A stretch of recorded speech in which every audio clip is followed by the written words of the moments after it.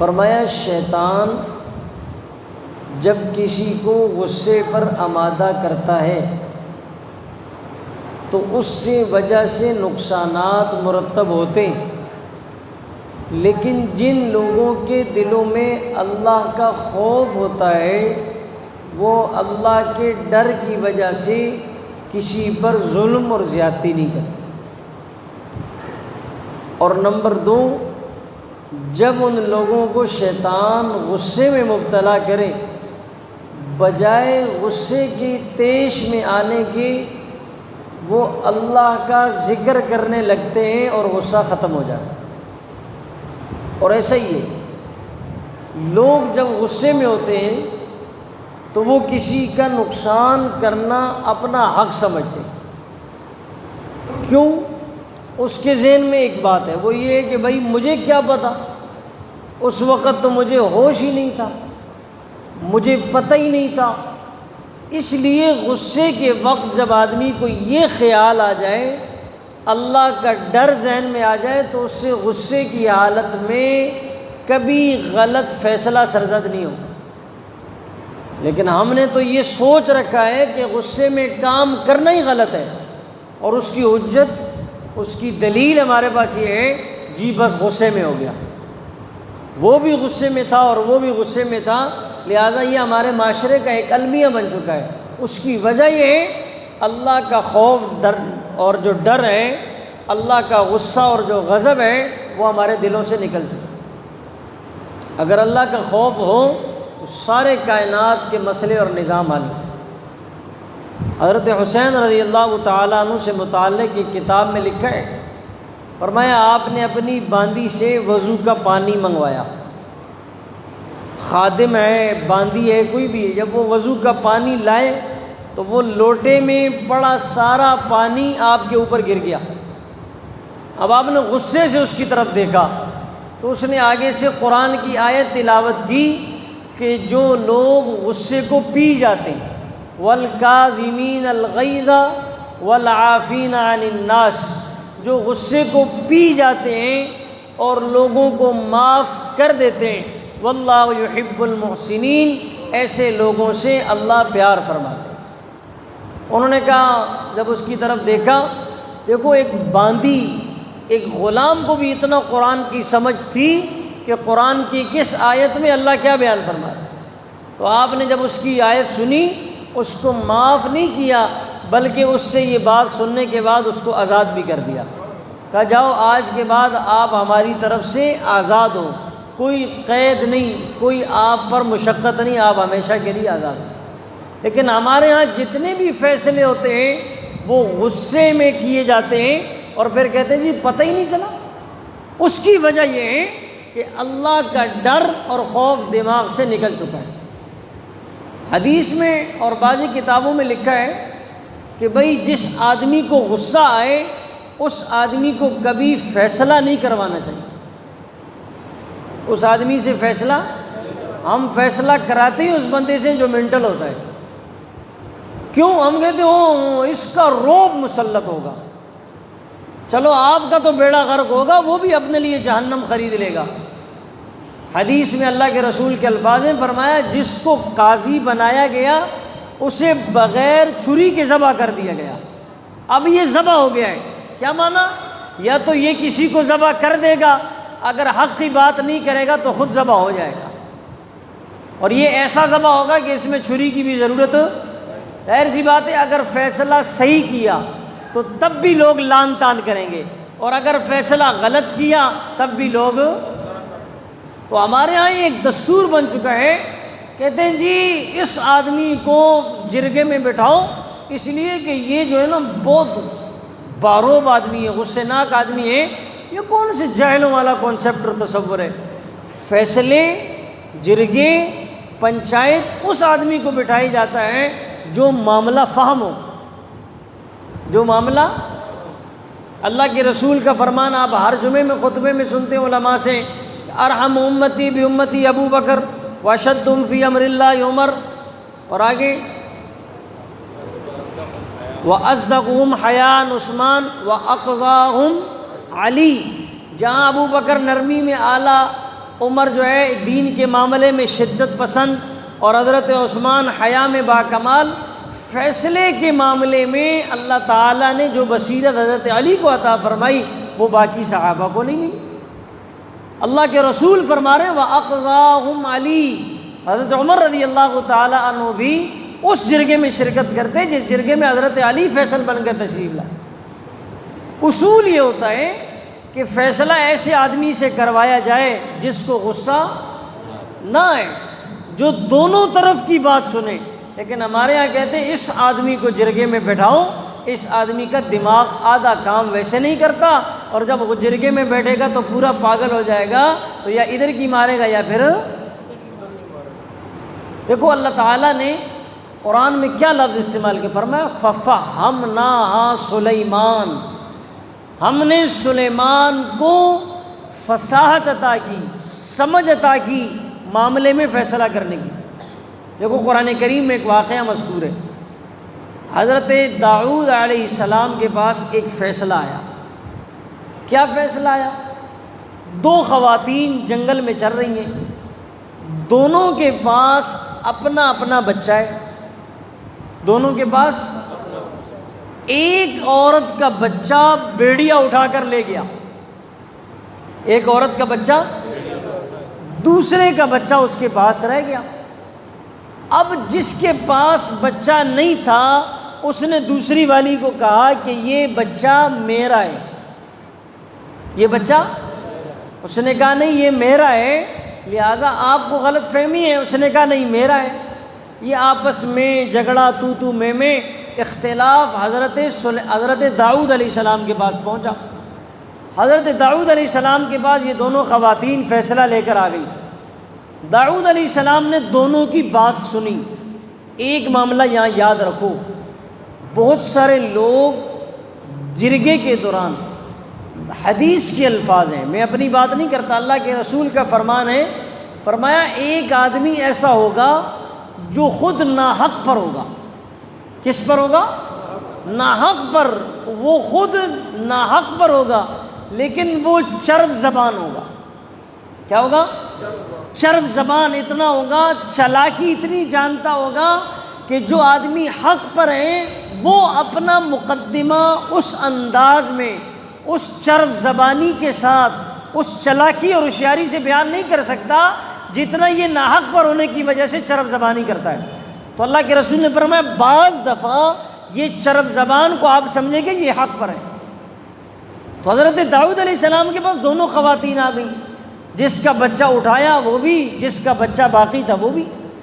ایک کچھ بڑی عمر کی تھی اور ایک نوجوان لڑکی تھی۔ جو بڑی عمر کی خاتون تھی، ظاہر سی بات ہے، ہمارے یہاں لوگ کہتے ہیں نا یار یہ آدمی معاملہ فاہم ہے، کیوں؟ کہتے ہیں دنیا پھریا ہوا ہے۔ کیا جی؟ زمانہ دیکھا ہوا ہے اس نے۔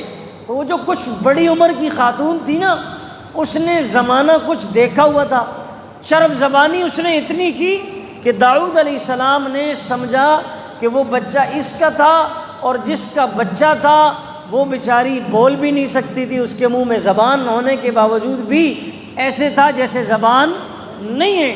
لہٰذا حضرت داؤد علیہ السلام نے فرمایا کہ یہ بچہ اس کو دے دو، یہ بچہ، یعنی حالانکہ وہ بچہ اس کا تھا نہیں۔ اب یہ معاملہ داؤد علیہ السلام کے فیصلے کے بعد حضرت سلیمان علیہ السلام کے پاس آ گیا۔ حضرت سلیمان علیہ السلام کو اللہ تعالیٰ چونکہ خود فرما رہے ہیں فَفَهَّمْنَاهَا سلیمان، ہم نے سلیمان کو فصاحت دی، معاملہ فہمی دی، بصیرت دی۔ تو کہنے لگے جب حضرت سلیمان علیہ السلام کے پاس مقدمہ آیا، آپ نے ایک کو بھی سنا، دوسرے کو بھی سنا، دونوں کو سننے کے بعد آپ نے کہا میں فیصلہ کرنے لگا ہوں۔ کیا کرنے لگا ہوں؟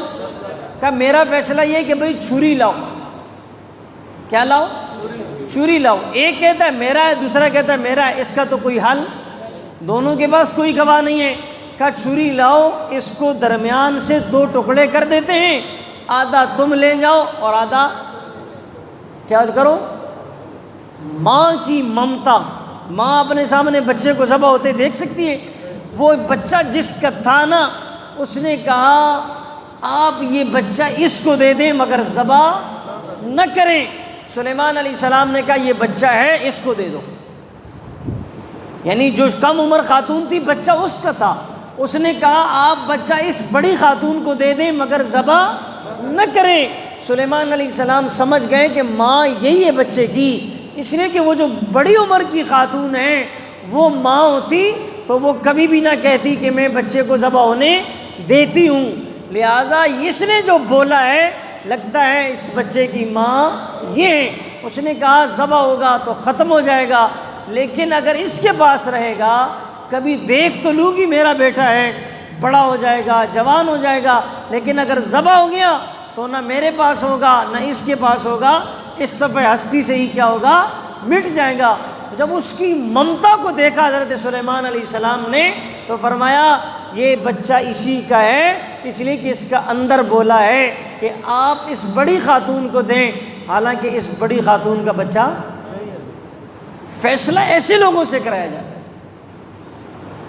اس لیے کبھی بھی آدمی غصے میں فیصلہ نہ کرے، غصے والے کو فیصلے میں نہ بٹھائے، اس لیے کہ جو معاملہ حل ہونے والا ہوگا الٹا اس کا بھی بیڑا غرق ہو جائے گا۔ لیکن ہمارے یہاں ایک الٹا دستور ہے، الٹ گیا نظام امن، یہ دور ہے فساد کا۔ اس آدمی کو جرگے میں پنچایت میں فیصلے کرواتے ہیں، اور ایک عجیب بات ہے آج کل لوگ اپنی مرضی کا فیصلہ چاہتے ہیں، یہ میرے الفاظ نہیں، یہاں ایک جرگہ تھا ان کا، مولانا نور الحق صاحب کے پاس گئے، یہ استاد جی نے مجھے کہا، پھر مولانا عبدالرزاق صاحب کو جب فون ہوا تو میں نے کہا استاد جی آپ فیصلہ کریں، تو عبدالرزاق صاحب دامت برکاتہم استاد جل مکرم کے الفاظ یہ تھے کہ بھائی میں فیصلے نہیں کرتا آج کل، کیوں؟ اس لیے کہ لوگ اپنی مطلب کا فیصلہ چاہتے ہیں، لوگ قرآن و سنت نہیں چاہتے، یہ میں آپ کو بتا دوں، لوگ اپنے مطلب کا فیصلہ چاہتے ہیں۔ آپ قرآن سناؤ، حدیث سناؤ، قرآن نہیں سنو بلکہ پورا قرآن گول کر پلا دو، وہ کہے گا ذوقوا نم و نم، بس۔ اب اگر آپ نے قرآن اس کو سنایا، اگر اس نے یہ کہا میں نہیں مانتا، تو پہلا فتویٰ تو مفتی سے پوچھو کہ اس کا کیا بن گیا۔ تو لوگ آج کل جو فیصلہ چاہتے ہیں اپنی مرضی کا، اس لیے ان جرگوں میں پنچایتوں میں لوگ فیصل کے لیے بٹھاتے بھی اس کو ہیں جو فیصلہ کریں ان کی اپنی مرضی کا۔ یہی وجہ ہے کہ ہمارے ہاں عدل و انصاف نہ ہونے کی اصل وجہ یہ ہے کہ لوگ فیصل اس کو بناتے ہیں جو جہاں سے ماشاءاللہ بس فیصلہ ہو گیا، فیصلے سے پہلے آج کل فیصلہ ہوتا ہے، آج کل فیصلے سے کہتے ہیں نا فیصلہ ووٹ کا، فیصلہ ووٹ دا نہیں نوٹ دا، فیصلہ نوٹ دا، ووٹ کا نہیں فیصلہ نوٹ دا۔ کہتے ہیں جی فلاں الیکشن والے دن فیصلہ ہوگا، الیکشن والے دن نہیں ہوگا، الیکشن سے پہلے ہوگا۔ ووٹ بینک جس کا ہو وہ نہیں جیتے گا، نوٹ بینک جس کا ہو وہ بس۔ یہ ہمارے ہاں معمول ہے آج کل، فیصلے سے پہلے فیصلہ ہوتا ہے، اور وہ یہ فیصلہ ہوتا ہے کہ آپ نے اگر اچھا فیصلہ کرانا ہے تو آپ اچھے خاصے نوٹ دیں گے۔ ہمارے ہاں عدل و انصاف اگر آپ اپنی مرضی کا چاہتے ہیں تو آپ اچھا فیصلہ چاہتے ہیں تو آپ کو کیا کرنا ہوگا، اچھے نوٹ خرچ کرنے ہوں گے۔ اور اگر آپ یہ چاہتے ہیں کہ فیصلہ آپ کے مخالف آئے تو پھر آپ اپنی مرضی میں بیٹھے رہیں۔ آپ یہ چاہتے ہیں کہ آپ کے حق میں فیصلہ ہو جائے، نہ حق پر ہوتے ہوئے بھی، تو حق کے ساتھ آپ کو حق والوں کے ساتھ کافی نہیں ہونا پڑے گا، بلکہ آپ کو ووٹ بینک کے ساتھ نوٹ بینک خرچ کرنا پڑے گا۔ بس مملکت اسلام خداداد، یہ جو ہمارا ملک پاکستان ہے، اس کی تباہی کی وجہ یہی ہے کہ یہاں انصاف ناپید ہو چکا ہے۔ کیا ہو چکا ہے؟ عالمی سطح پر بات کی بات ہے، گھر گھر میں انصاف ناپید ہے۔ ساس بہو کے جھگڑے میں بھی لگتا ہے عالمی سازش ہے، این جی اوز کا کھیل ہے، ایجنسیوں کا کھیل ہے، ہر جگہ پر نا انصافی پائی جا رہی ہے۔ جو ظلم اور زیادتی ہیں چھوٹے طبقے سے شروع ہوتا ہے۔